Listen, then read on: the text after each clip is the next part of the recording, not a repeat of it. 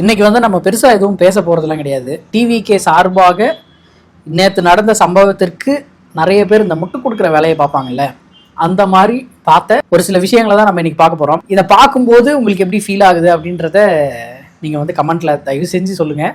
ஏன்னா இந்த விஷயங்கள் வந்து இதுக்கு மேலே நம்ம வந்து எப்படி சொல்கிறது அப்படின்னு எனக்கு தெரியல. அதனால் உங்களுக்காக ஒரு சில வீடியோக்கள் என்ன பண்ணி வச்சுருக்காங்க அப்படின்றத காமிக்கிறேன். நீங்களே பார்த்துட்டு ஒரு நல்ல முடிவாக எடுங்க. நல்லது பண்ணணும்னு வந்த ஒரு மனுஷனை என்னென்ன பிரச்சனையில மாட்டி விடுறீங்கல்ல நீங்க. செப்டம்பர் 27 கரூர் இன்சிடென்ட் நடந்துச்சு. அக்டோபர் 27 அந்த விக்டிம்ஸ் எல்லாத்தையும் பண்ணாங்க சென்னையில. நவம்பர் 27 மன்மிகு செங்கோட்டையன் அவர்கள் டிவி இணைஞ்சார். டிசம்பர் 27 ஜனவரி 27 ஜனநாயக கேஸ் வந்து விசாரணைக்காக ஃப்ரெஷ்ஷா ஹியரிங்காக வந்தது. பிப்ரவரி 27 டிவோர்ஸ் நியூஸ். ஆனா ஒரு மனுஷனை அழிக்கணும்னு முடிவு பண்ணிட்டா பிரச்சனை 27ஆம் தேதியே வருதான். அதனால எல்லாம் டார்கெட் பண்ணி பண்றாங்களா? என்ன நியாயம் அது? இது கரூர்ல என்ன 27ஆம் தேதி நடந்தது, செங்கோட்டையன் 27ஆம் தேதி இணைஞ்சாரு. அவர் வந்து இணைஞ்சதும் அப்ப தப்பான நியூஸா? அது புரியல எனக்கு. அந்த நியூஸ் உண்மையா பொய்யாலாம் எங்களுக்கு தெரியாது. சங்கீதானி அதை உண்மையில பண்ணாங்களான்னு தெரியல. அது ஒரு வேலை உண்மையா இருக்கக்கூடிய பட்சத்தில் இந்த நியூஸ் உண்மையா இல்லையா அப்படின்னு தெரியாது அப்படின்னு எப்படி சொல்றாங்க? ஏன்னா இது வந்து ஒரு கோர்ட்ல சப்மிட் பண்ண ஒரு டாக்குமெண்ட். அந்த டாக்குமெண்ட் எடுத்து தான் பேசுறாங்க. இது வந்து இந்த அவங்க கீழே இருக்கிற அயன் பண்ற ஒரு சொல்றதோ இல்ல பக்கத்து வீட்டுல இருந்த டீ கடைக்காரன் சொல்றதோ கிடையாது. இது வந்து சங்கீதா அவர்கள் கோர்ட்ல ப்ரொடியூஸ் பண்ண டாக்குமெண்ட். அதை வச்சுதான் பேசுறது. அதை விட்டுட்டு இது உண்மையா இல்லையான்னு தெரியல அப்படின்னா அது என்ன கதை? அது ஒரு வேலை உண்மையா அண்ணி நீங்க அதை பண்ணிருக்க கூடாது.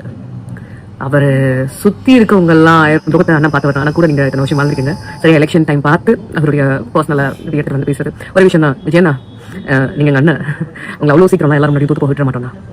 மற்ற கட்சிகளுக்கு கூட்டணி எத்தனை கட்சிகள் வேணாலும் சேரலாம். தாவைக்கு ஒரே அடையாளம், ஒரே நம்பிக்கை. நீங்க ஒழிஞ்சு போயிடாதீங்கண்ணா, நாங்க நம்புறோம். சரி, இது ஏதோ சொல்ல வராங்க, பட் என்னன்றது நமக்கு புரியல. ஆனால் இந்த இந்த ட்வீட் வந்து நான் பார்த்தேன். இது வந்து ஒரே மாதிரி ஸ்கிரிப்ட் எல்லாருமே. I just spoke with my dad and mom in Chennai அப்படின்றது தான் எல்லாமே. I just spoke with my dad and mom. இது ஒருவேளை 3 பேரும் ஒரே ஆளாக இருப்பாங்களோ, இல்லை 3 பேரும் அட் அ டைமில் பேசி வச்சுக்கிட்டு ட்வீட் பண்ணுவாங்களோ, என்ன கதைன்னு தெரியல. ஆனால் 3 பேரும் ஒரே மாதிரியே பண்ணியிருக்காங்க. இது இன்னொரு விஷயம் இருக்குது, நான் அதை நடுவில் உங்களுக்கு நான் சொல்கிறேன். அதான் இது ஆரம்பிச்சிட்டாங்கல்ல, இது தொடர்ந்து எப்படி வந்து டிவிகேவை பற்றி யார் தப்பாக பேசினாலும் வீடியோ போட்டு டார்ச்சர் பண்ணாங்களோ அதே மாதிரியே இப்போ வந்து டிவிகே விர்ச்சுவல் வாரியர்ஸ் அப்படின்ற ஒரு பேஜில் வேறு ஐட்டம் தான் அப்படின்னு சொல்லி போஸ்ட் பண்ணியிருக்கானுங்க என் சங்கீதாவோட ஃபோட்டோ போட்டு. இவனுங்களுக்கெல்லாம் அறிவுங்கிறதே கிடையாது அப்படின்றதுக்கு இது ஒரு பெரிய எக்ஸாம்பிள். இதை பார்த்தும் திருந்தாமல் இருக்காங்க அப்படின்னா அது அவங்களோட தலையெழுத்து. அதை நம்ம எதுவும் பண்ண முடியாது. இது பாருங்க, இதான் சம பண்ண. அத்தனை வருஷம் நான் தலைவருக்கு பொண்டாட்டியா போறப்பேன் ப்ரோ. அத்தனை வருஷம் நான் தலைவருக்கு பொண்டாட்டியா போறப்பேன். என் தலைவர் கால அத்தனை வாட்டி தொட்டு கும்பிடுவேன் ப்ரோ நானு. Everyone silent. அத்தனை வருஷம் நான் தலைவருக்கு பொண்டாட்டியா போறப்பேன் ப்ரோ. அத்தனை வருஷம் நான் தலைவருக்கு பொண்டாட்டியா போறப்பேன் ப்ரோ. அத்தனை வருஷம் நான் தலைவருக்கு பொண்டாட்டியா போறப்பேன். என் தலைவர் கால அத்தனை வாட்டி தொட்டு கும்பிடுவேன் ப்ரோ நானு. தலைவருக்கு பொண்டாட்டியா பொறப்பாராம். ஐயோ, இதெல்லாம் கம்ப சூத்திரமா வச்சிட்டு இருக்காங்க அவங்க. இதுவும் கடந்து போகும், அவ்வளவுதான். இதுவும் கடந்து முக்கியமான விஷயம். இதுவும் கடந்து போகுமா? இது அவருக்கு எதிரான கடைசி ஆயுதமா இது. இதெல்லாம் கம்ப சூத்திரமா வச்சிட்டு இருக்காங்க அவங்க. கம்ப சூத்திரம்னா என்னன்னே தெரியாம பேசிக்கிட்டு இருக்கானுங்க. அதான் எலெக்ஷன் டைம்ல கரெக்ட்டா முடிஞ்சிருச்சு, அவ்வளவுதான். இனிமே ஒண்ணும் கிடையாது. இனிமே ஃப்ரீயா ஒரு வேலையை பார்க்கலாமா? டேய், என்னடா நினைச்சிட்டு இருக்கீங்க? இது இந்த ஒரு சிலர்லாம் அஜித்தோட ஃபேமிலி எல்லாம் உள்ள திட்டிட்டு இருந்தானுங்க. செலிபிரிட்டி மனுஷன் தான். இப்ப எவனோ தானே அதேதான் செலிபிரிட்டி மனுஷன் தான். இப்ப அஜித் சார் ஃபேமிலியில நாளைக்கு வந்துருது. யாரு தெரியுமா? It is Prashanth. அவர் வந்து இட்ஸ் பிரசாந்த். அவர் வந்து ஒரு இதுல பேசும்போது, ஒரு ட்விட்டர் ஸ்பேஸ்ல பேசும்போது, அஜித் சார் வீட்லயும் இந்த பிரச்சனை நடந்தால் என்ன பண்ணுவீங்க அப்படின்னு சொல்லி கேள்வி கேட்கிறாரு. இவனுங்களுக்கு நல்லா இருக்கிற குடும்பம் வந்து கெட்டு போகணும் அப்படின்றதான் இவனுங்களோட தாட்டே. நம்ம அண்ணன் குடும்பம் கெட்டு போச்சு, அவர் குடும்பம் மட்டும் எப்படி நல்லா இருக்கலாம், அவர் மட்டும் எப்படி சந்தோஷமா இருக்கலாம், அவர் மட்டும் எப்படி இப்படி இருக்கலாம் அப்படின்னு தான் இவனுங்க இன்னும் பேசிக்கிட்டு இருக்கானுங்க. பாருங்களேன்,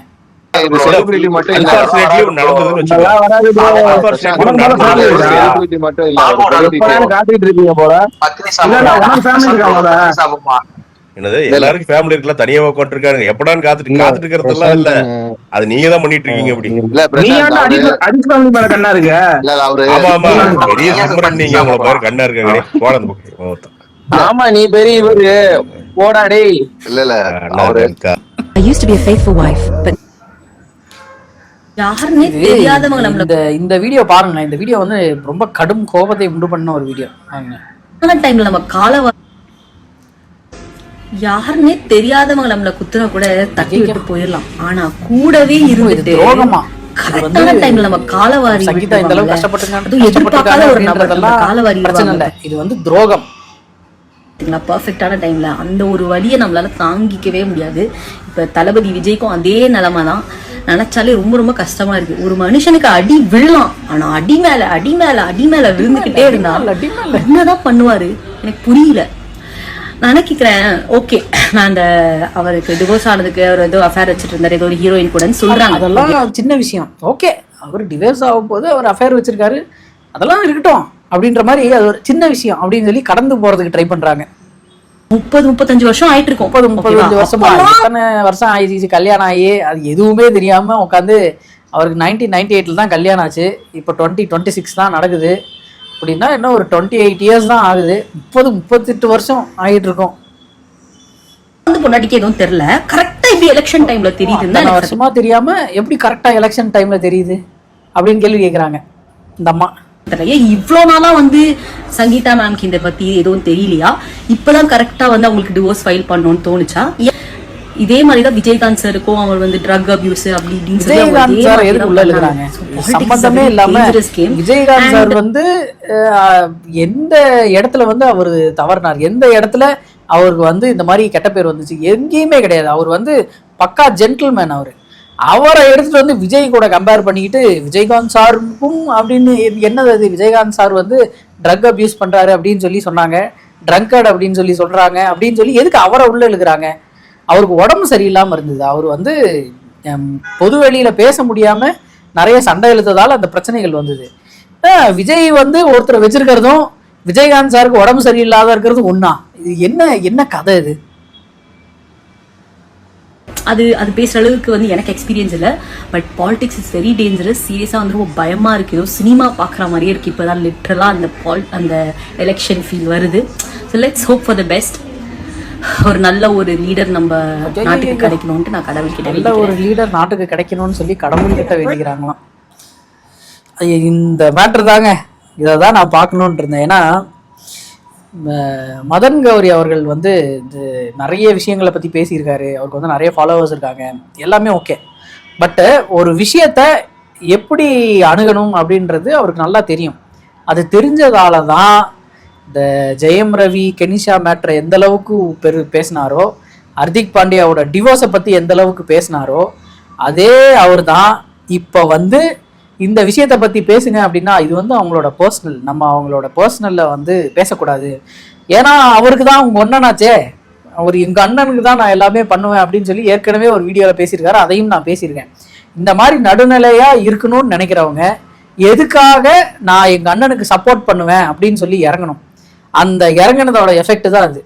தப்பு பண்ணாலும் அதை பற்றி பேச மாட்டேன் அப்படின்னு சொல்லி அப்படியே தாண்டி போகிறாங்கல்ல, இவங்க எப்படி நடுநிலையாளர்கள் அப்படின்னு சொல்லி நம்ம நம்புறது. போட்டோவே எடுத்து போட்டிருந்தாங்க. இது வந்து இது ஹர்திக் பாண்டியா பற்றி பேசியிருக்காரு, சமந்தா பற்றி பேசியிருக்காரு. இந்த மாதிரி இதெல்லாம் பேசிட்டு இதை கேட்கும்போது இது வந்து அவரோட பர்சனல், நான் பேசினேன்னா என்னோட ஃபாலோவர்ஸ் எல்லாருக்குமே போகும், அது வந்து இன்னும் பெருசாக டேமேஜ் ஆகிடும் அப்படின்னு உஷாராகி இவர் வந்து இதை பற்றி நான் பேசக்கூடாதுங்க அப்படின்னு சொல்லி அப்படியே வெளியே வந்துட்டாரு. இதெல்லாம் என்ன பொழப்பு அப்படின்னு தெரியல. பொது வழிக்கு வந்துருச்சு, போலீஸ் கம்ப்ளைண்ட் ஆயிருச்சு, நீதிமன்றத்துக்கு போயிருச்சு. அந்த அம்மா பொது வழியில வீடியோ போட்டு எனக்கு நியாயம் வேணும் அப்படின்னு சொல்லி கேட்டாங்க. ஒரு பெண்மணி பொது வழியில வந்து நியாயம் கேட்கும் போது அந்த பெண்மணிக்கு பக்கபலமா துணை வந்து எப்படி தெரியுமா இருக்கு, சீமான் அவர்களை பத்தி இவனுங்க பயங்கரமா ட்ரோல் பண்ணியிருக்கானுங்க. உனக்கு வந்து இல்லாததும் பொல்லாததுமா சேர்த்து போட்டு பயங்கர அடிச்சிருக்கானுங்க. இவங்களுக்கு வந்து இப்போ அதே நிலைமை இங்க வந்து டிவோர்ஸ் அப்ளை பண்ணி இதுதான் ரீசன் அப்படின்னு மென்ஷன் பண்ணியே சொல்லிட்டாங்க. அப்படி இருக்கும்போது நீங்க ஏன்டா பேச மாட்டேங்கிறீங்க அப்படின்றதுக்கு அது வந்து அவங்க பொதுவெளியில வந்து எங்கள்கிட்ட நீதி கேட்டாங்க, அதனால பேசணும். இதுக்கு ரிலேட்டடா யாரு பேசியிருக்கா? சங்கீதா அவங்க பேசியிருக்காங்களா? த்ரிஷா அவர்கள் பேசியிருக்காங்களா? யாருமே பேசல. அப்புறம் எதுக்கு நாங்க இதை பத்தி பேசணும்? அந்த அளவுக்கு தான் இருக்கு இவங்களோட அறிவு எல்லாமே. இவங்களெல்லாம் பார்த்தா சிரிப்பு தாக வருது. என்ன பண்றது? இந்த அடுத்து இவனுக்கு பூரா எவனுமே வப்பாட்டி வச்சது இல்ல. இவனுக்கு எதுவுமே எந்த பொண்ணையும் எதுவுமே பண்ணல.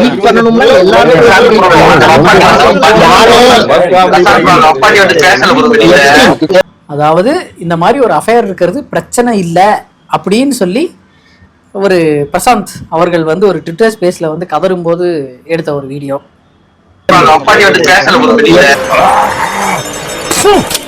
எப்ஸ்டீன் ஃபைல்ஸ்க்கு அப்புறம் விஜய் ஃபைல்ஸ்க்கு தான் ஏதாவது லீக் பண்ணுவாங்க போல, அந்த மாதிரி தான் சொல்லிட்டு இருக்காங்க. எப்ஸ்டீன் ஃபைல்ஸ்க்கு அப்புறம் விஜய் ஃபைல்ஸ்னு ஏதோ லீக் பண்ணுவாங்க போல. அப்படி பயங்கர ஃபன் பண்றாருங்க. இவர்கள் எல்லாருமே இருந்தது அப்படின்னா just want to say one thing, அவரோட பர்சனல். அவருக்கு கல்யாணம் 27 வருஷம் ஆகுது. 1999ல கல்யாணம் பண்ணாரு. இது அவரோட பர்சனல் லைஃப். கமர்ஷியலா அவர் பண்றது அரசியல் ரீதியா. ஒரு விஜய் ரசிகரா இருக்கிறது சாதாரண விஷயம் கிடையாதுங்க. இதுக்கப்புறம் விஜய் ரசிகரா இருக்கிறது சாதாரண விஷயம். டேய் நீங்க எல்லாம் ரசிகர் தானா சொல்றீங்க. இப்போ வரைக்குமே விஜய் வந்து அவர் ஒரு கட்சி ஆரம்பிச்சு அதை வேற எங்கேயோ கொண்டு போகணும்னு நினைக்கிறாரு. ஆனா நீங்க எல்லாம் அதை தடுக்கிறீங்க. அது உங்களுக்கு தெரிய மாட்டேங்குது, புரிய மாட்டேங்குது. நீங்க வந்து இன்னும் அறிவு இல்லாம நிறைய விஷயங்களை தொடர்ந்து பண்ணிக்கிட்டே தான் இருக்கீங்க. அது உங்களுக்கு பிரச்சனை ஆகிட்டே தான் இருக்கு. அது உங்களுக்கு பிரச்சனையாவதோ இல்லையா, அவருக்கு பிரச்சனையாவது. அதெல்லாம் புரிஞ்சிக்க மாட்டாருங்க. இவனுங்க இன்னும் வீடியோ போட்டுட்டே தான் இருப்பாருங்க. அதுக்கப்புறம் கரூர்ல ஒரு சம்பவம் நடந்தது பாத்தீங்களா, 41 பேர் இறந்துட்டாங்க. அதுல இருந்து ஃபுல்லா ஃப்ரெண்ட்ஸ் இன்னைக்கு சாயந்தரத்துல இருந்து விஜய் அண்ணாவை பத்தி அவதூறு பரப்பிட்டு இருக்காங்க. அவர் விஜய் அண்ணாவை பத்தி அவதூறு பரப்பிக்கிட்டு இருக்காங்களா? டிவோர்ஸ் வந்து இந்த ஃபைல் ரிலீஸ் ஆனதுல இருந்து அது அவதூறு அப்படின்னே சொல்ல ஆரம்பிச்சிட்டாங்க. கரூர் விஷயத்துல முடக்கணும்னு நினைச்சாங்க, முடியல. ரெண்டாவது மக்களை சந்திக்க விடாம வந்து அவரை தடுத்தாங்க, அதையும் கடந்து வந்துட்டாரு. இந்த மாதிரி நிறைய விஷயங்களுக்கு அவருக்கு என்ன ஏதுன்னு தெரியாம அவங்களோட பெர்மிஷன் இல்லாம இதை பரப்புறீங்க அப்படின்னா இது யாரோட சதி அப்படின்னு சொல்லி பேசிக்கிட்டு இருக்காங்க. சங்கீதா மேடம், எவ்வளவு தைரியம் எங்க தளபதி எவ்வளவு தைரியம் உங்களுக்கு? என்ன நினைச்சிட்டு இருக்கீங்க? 200 ரூபாய் வாங்கிட்டீங்களா டிஎம்கே கிட்ட இருந்து? இது பயங்கரமா விஜயை தமிழக மக்கள் இந்த தடவை வந்து மிஸ் பண்ணிட்டாங்க அப்படின்னா வந்து இதுக்கப்புறம் வந்து எந்த ஒரு யாராலையுமே எவ்வளவு பெரிய நீங்க வந்து சகாயம் ஐஏஎஸ் எடுத்துக்கோங்க, நல்ல கண்ணாயா எடுத்துக்கோங்க, இவங்களாம் ஏன் பாலிடிக்ஸ் வர பயப்படுறாங்க? இதுதான் காரணம். நீங்க வந்து விஜயை இந்த தடவை தமிழக மக்கள் மிஸ் பண்ணிட்டாங்கன்னா இவங்க வந்து இதுக்கப்புறம் இவர்களுடைய வாழ்க்கையில் எந்த ஒரு நல்லதுமே நடக்காது. அவர்களுடைய வாழ்க்கையில் எந்த ஒரு விஷயமுமே உங்களுக்கு செட் ஆகாதுங்க. உங்க கல்யாணமே நடக்காதுங்க. நீங்க கல்யாணம் நடக்காது, குழந்தை பிறக்காது, எந்த ஒரு விஷயமே நடக்காதுங்க. அந்த மாதிரி ஒருத்தர் சாபம் விட்டுக்கிட்டு இருக்காங்க. தமிழக மக்களுக்கு இனிமே வாழ்வாதாரமே கிடையாது. தமிழக மக்கள் வந்து அவ்வளவுதான், 2000 வருஷம் பின்னாடி போயிடுவாங்க. ஏய் நீங்க வந்து என்ன பண்ண போறீங்கன்றத சொல்லி ஓட்டு கேளுங்கடா. நீங்க தயவு செஞ்சு அதை பண்ணுங்க. நீங்க இப்பவும் டிஎம்கேவை நான் திட்டுவேன், எனக்கு வந்து அது மட்டும்தான் தெரியும் அப்படின்ற டோன்ல தான் உங்க தலைவர் இருக்காரு. நீங்க டிஎம்கேவை திட்டினா பரவாயில்ல, யார் விஜயெல்லாம் திட்டுறாங்களோ அவங்களெல்லாம் நாங்க திட்டுவோண்டா அப்படின்னு சொல்லி நீங்க இறங்கிடுவீங்க. உங்களுக்கு வந்து எப்படி மக்கள் வந்து எல்லாத்தையும் யோசிச்சு பார்த்துட்டு ஓட்டு போடுவாங்க? எதையுமே யோசிக்காம நான் வந்து ஓட்டு போட போறேங்க அப்படின்னு நினைக்கிறவன் தான் உங்களுக்கு வந்து ஓட்டு போட போறான். என்ன சொல்றது, இதுக்கு ஒன்னும் பார்க்க பயமா இருக்கு. ஸோ வந்து விஜய் இதை பண்ணல அதெல்லாம் கோர்ட்டு சொல்லும். ஆனால் நான் என்ன சொல்றேன் அப்படின்னா வந்து அரசியல் வேறு, பர்சனல் லைஃப் வேறு. விஜய் இதை பண்ணல அதெல்லாம் கோர்ட்டு சொல்லட்டுங்க. நீங்க எப்படிங்க சொல்லலாம்? ஏங்க அவங்க ஒய்ஃபு சொல்லிடு, அதெல்லாம் ஒய்ஃபு சொன்னதெல்லாம் பொய்யுங்க. நீங்க அதெல்லாம் நம்பாதீங்க. அவங்க ஒய்ஃப் வந்து ஏதோ ஒரு திமுக கவர்மெண்ட், திமுக அரசியலுக்காக ஏதோ பேசியிருக்காங்க. நீங்க அதெல்லாம் நம்பாதீங்க அப்படின்னு சொல்லி பேசிக்கிட்டு இருக்கானுங்க. அதே மாதிரி விஜய் அண்ணாவோட ஓட்டுல இருந்து ஒரு ஓட்டு கூட இதனால குறையாது அப்படின்றதையும் நான் வந்து இதனால நம்ம லாபம் அடையலாம் நினைச்சிட்டு இருக்க அரசியல்வாதிகள்லாம் சொல்லிக்கிறேன். நன்றி, வணக்கம். இப்பயும் இவனுங்க வந்து அந்த ஓட்டை பத்தி தாங்க பேசிக்கிட்டு இருக்காங்க. இது வந்து இவர் வந்து இப்படி பண்ணிட்டாரு, அவங்க ஒய்ஃபுக்கு வந்து ஃபினான்ஷியலாக இவ்வளோ ஸ்ட்ரகிள் கொடுத்துருக்காரு, அவங்க ஒய்ஃப் வந்து இவ்வளோ கஷ்டப்பட்டுருக்காங்க. இது எத்தனை வருஷத்து வழினா 2021 5 வருஷமாக இந்த மாதிரி ஒரு ஹஸ்பண்டு வெளியில் ஒருத்தர் கூட அஃபேரில் இருக்காங்க அப்படின்னு தெரிஞ்சு இந்த மாதிரி அவங்க ஸ்டில் ஃபேமிலியில் இருந்திருக்காங்க அவங்களோட பசங்களுக்காக. அவங்க பசங்க 2 பேருமே அவர்கிட்ட பேசுறதில்ல. அப்படி இருக்கும்போது இவனுங்க வந்து இன்னும் இது வந்து ஓட்டுக்காக நடக்கிற சதி, நீங்கள் வந்து ஒரு ஓட்டு கூட விஜய்க்கு குறையாது அப்படின்னு சொல்லி பேசிக்கிட்டு இருக்கானுங்க. இது நம்மளையே திட்ட வச்சிருவானுங்களாட்டு அந்த மாதிரி பேசிக்கிட்டு இருக்கானுங்க எல்லாரும். 1000 தங்கச்சி இருக்கிறோம், 1000 அக்கா இருக்கிறோம், பொண்டாட்டியா கூட இருந்துட்டு போறோமே, எங்க தளபதிக்கு நாங்க நிப்போம், யாரு வேணா போட்டு தலை பார்த்து. அதாவது இத்தனை அக்கா இருக்கோம், இத்தனை தங்கச்சி இருக்கோம், ஏன் பொண்டாட்டியா கூட இருந்துட்டு போறோமே. ஏங்க இது என்னங்க மனப்பான்மை? இது எனக்கு இது புரியவே இல்லை. என்ன மென்டாலிட்டி இது? நீங்கள் வந்து ஒருத்தர் மேலே இந்த குற்றச்சாட்டு வைக்கிறாங்கன்னா அது சரி தவறுன்னு பேசுறது வேறு. நான் வந்து அவருக்கு மனைவி இல்லைன்னா நான் மனைவியாக இருக்கேங்க அப்படின்றதெல்லாம் என்ன மென்டாலிட்டி இது? இது இது இது புரியலங்க, எனக்கு சத்தியமாக புரியல. இதை எப்படி சரி பண்ணுறது அப்படின்னு நமக்கு தெரியல. இவன் வந்து கொந்தளிச்சிருப்பான். ஏன்டா திருட்டு திமுக காரங்களா, கேவலம் கிட்டவங்களா, பரதேசி பண்ணாடுங்களா? நான் உங்கள்ட்ட ஒரு விஷயம் தெரியாம தான் கேக்குறேன். ஏன்டா ஒரு ஃபெமிலியே வந்துட்டு இதுல காட்டுறாங்க. மக்களே, தமிழ்நாட்டு மக்கள் நல்லா கேட்டுக்கோங்க. நண்பன் இந்த வீடியோ மறக்காம ஷேர் பண்ணுங்க. இந்த மறக்காம ஷேர் பண்ணுங்க. Note this point your honour. மறக்காம ஷேர் பண்ணுங்க அப்படின்றது தான் அவர் ஃபர்ஸ்ட் அங்க வந்து எடுத்து வைக்கிறதே. நியூஸ் சேனல்ஸும் இந்த கேவலங்கட்ட திமுக காரங்க என்ன செய்யறன்னு காட்டுறேன். சரியா? அதாவது அண்ணன் விஜயண்ணனுக்கும் வைஃபுக்கும் வந்து டிவோர்ஸ் அப்படின்ற வந்து நியூஸ் ஃபிளாஷ் பண்றேன், எல்லாம் பாப்பீங்க. இதுதான் பண்ணுவாங்க. என்ன சொன்னா வந்துட்டு இப்போ எனக்கு கேள்வி என்னன்னா, இப்போ விஜய் வந்து வீட்டில இருந்து கிளம்பினதுல இருந்து அவர் எந்த இடத்துக்கு போறாரோ அங்க வரைக்கும் லைவ் போடுறாங்க அப்படின்றத பெருமையா பேசிக்கிட்டு இருந்தாங்கல்ல, அந்த ஆட்கள்லாம் எங்க போனாங்க? இப்போ வந்து டிவோர்ஸ் மேட்டரை இந்த மாதிரி பிரேக்கிங்ல போடுறது ரொம்ப தப்பு அப்படின்னு சொல்லி பேசுறாங்கல்ல, அப்போ வந்து அவர் வீட்டில இருந்து கிளம்புறாரு, அவர் வீட்டில இருந்து பல்லு விளக்குறாரு அப்படின்னு அதையும் இன்க்ளூட் பண்ணி போட்டுட்டு இருந்தாங்கல்ல லைவ்ல, அவங்க எல்லாம் எங்க போனாங்க? அது பண்ணா சரி, இது பண்ணா தப்பு. உங்களுக்கு வந்து எது பண்ணா சரியோ அதை வந்து நீங்க பிளஸ்ஸா எடுத்துப்பீங்க. இது தப்பு, இதை நம்ம காமிக்கிறாங்க அப்படின்னா இதை ஏன் காமிக்கிறீங்க, இது வந்து எங்களுக்கு எகென்ஸ்டா இருக்கு, நீங்க காமிச்சா நீங்க டிஎம்கே, நீங்க வந்து 200 ரூபா வாங்கிட்டு பண்றீங்க அப்படின்னு சொல்லி இந்த மாதிரி நிறைய பேர் வந்து கதறிக்கிட்டு இருக்காங்க. என்ன சொல்றதா, இந்த இந்த நிறுவனம் வந்து ஏதோ இது சொல்லியிருக்காங்க. பார்த்தேன் ப்ரோ. இது அண்ணாவுக்கு இந்த டிவோர்ஸ் மேட்டர் தானே, அது கொஞ்சம் வந்து நம்மளுக்கு வந்து நம்ம கையமீறி போற மாதிரி இருக்கு.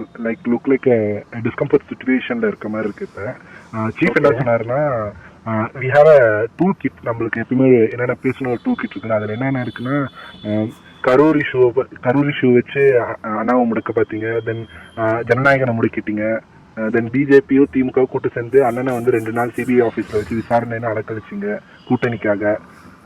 இப்போ வந்து இந்த எஸ்ஓபிலாம் போட்டு அண்ணனை வந்து மக்களை பார்க்க விடாத பண்றீங்க. இதெல்லாம் மக்கள் பார்த்துட்டு தான் இருக்காங்க. they are seeing all these things, they are counting your days அப்படின்னு போட்டு டிஎம்கேக்கு எகெயின்ஸ்டா ஒரு ஹேஷ்டாக் சென்ட் பண்ண போறோம். We support Vijay. நான் ஸோ நம்ம என்னன்னா லைக் கரூர் இஷ்யூ அப்போ என்ன வியா ஊகான் என்ன எஸ்ஓஎஸ்ல ஒர்க் பண்ணுமோ அதே ப்ரொசீஜர் தான். லுக் ஃபர்ஸ்ட் வந்து போஸ்ட் போடுங்க, தென் வீடியோ கிரியேஷன் பண்ணி போடுங்க. ரொம்ப ஃபேமிலி அட்டாக் பண்ணாதீங்க. சங்கீதா மேம் வந்து அட்டாக்லாம் பண்ணாதீங்க. இதுக்கு பின்னாடி வந்து டிஎம்கே தான் இருக்கு. ஸோ டிஎம்கே தான் லீக் பண்ணிருக்கு. இவ்வளோ சீப்பான பாலிடிக்ஸ், இதை வந்து உங்க மக்கள்கிட்ட இது எடுபடாது. மக்கள் இன்னும் அண்ணனுக்கு அனுதாபம் பட்டு இன்னும் நீங்க வந்து அண்ணனுக்காக அண்ணன் ஜெயிக்கிறதுக்கு நீங்க ஒரு வழிவகை பண்ணிருக்கீங்க லைக் வந்து சொல்லணும்னு சீஃப் சொன்னாரு. ஸோ வந்து ஒரு பிஆர் டீமுக்கு யாரோ கொடுக்குற இன்ஸ்ட்ரக்ஷன்ஸ் இவர் இப்போ சொன்னார்ல, இது இந்த மாதிரி தான் நிறைய போஸ்ட் வந்து வந்திருக்கு. நான் அந்த போஸ்ட்டையும் வந்து உங்களுக்கு ஷேர் பண்ணுறேன். இவர் சொன்ன அதே ஆர்டரில், அதே டோனில், அதே மாதிரியே தான் எல்லாரும் பேசியிருக்காங்க. இது என்னன்னு சொல்கிறதுன்னு தெரியல. இப்போது இது வந்து அவங்களோட பர்சனல் மேட்டர்ன்றதை தாண்டி இதை பற்றி இவங்க பேசாமல் இருந்தால் மற்றவங்களும் பேசாமல் இருப்பாங்க. ஆனால் இவங்க பேசுகிற விஷயங்கள் வந்து நமக்கு ஏன் நீங்கள் இதை பற்றிலாம் இப்படி பேசுகிறீங்க அப்படின்ற ஒரு ஃபீல் தான். நீங்கள் உங்களை வந்து திட்டுறாங்க, விஜய் அவர்களை வந்து திட்டுறாங்க அப்படின்னா கடந்து போயிடுங்க. எதுக்கு நீங்கள் வந்து அவனுக்கு ரிப்ளை பண்ணோம் அப்படின்றதுக்காக கொடூரமாக பண்ணுறாங்க, கொடூரம் முட்டு கொடுக்குறாங்க. இது எங்கே போய் முடியும் அப்படின்றது நமக்கு தெரியல. ஆனால் இவங்க ஒரு விஷயத்துலேயும் எக்ஸ்போஸ் ஆகுறாங்க அப்படின்றது தான் தெரியுது. நிறைய யூடியூப் சேனல் சப்போர்ட் பண்ணி பேசுகிறாங்க, இது அவங்களுடைய பர்சனல் அப்படின்னு சொல்லி விலகி போகிறாங்க. இந்த மாதிரி நம்மளும் விலகி போகணும் அப்படின்னு தான் நினைக்கிறோம். நான் வந்து இன்னைக்கு பேசுறது இது விஜய் அவர்களுக்கும் சங்கீதா அவர்களுக்கும் நடந்த அந்த டிவோர்ஸை பற்றி கிடையாது. இவங்க வந்து அதை முட்டு கொடுக்கறதுக்காக பண்ணுற வேலைகள் இருக்குல்ல, அதை தான் நம்ம இன்னைக்கு வந்து எக்ஸ்போஸ் பண்ணி காமிக்கணும் அப்படின்றதால தான் இந்த வீடியோ. உங்களுக்கு தெரிஞ்சு எப்படி நிறைய பேர் இந்த வேலையை பார்த்துருப்பாங்க. இது வந்து இப்போதைக்கு முடியாது, இன்னும் 2-3 நாளைக்கு தொடர்ந்து போய்கிட்டு தான் இருக்கும். மக்கள் எல்லாருமே விஜய் பக்கம் தான், ஒரு ஓட்டு கூட குறையாது அப்படின்னு இவங்க நினச்சிக்கிட்டு இருக்காங்க. எலெக்ஷனில் தான் தெரியும்.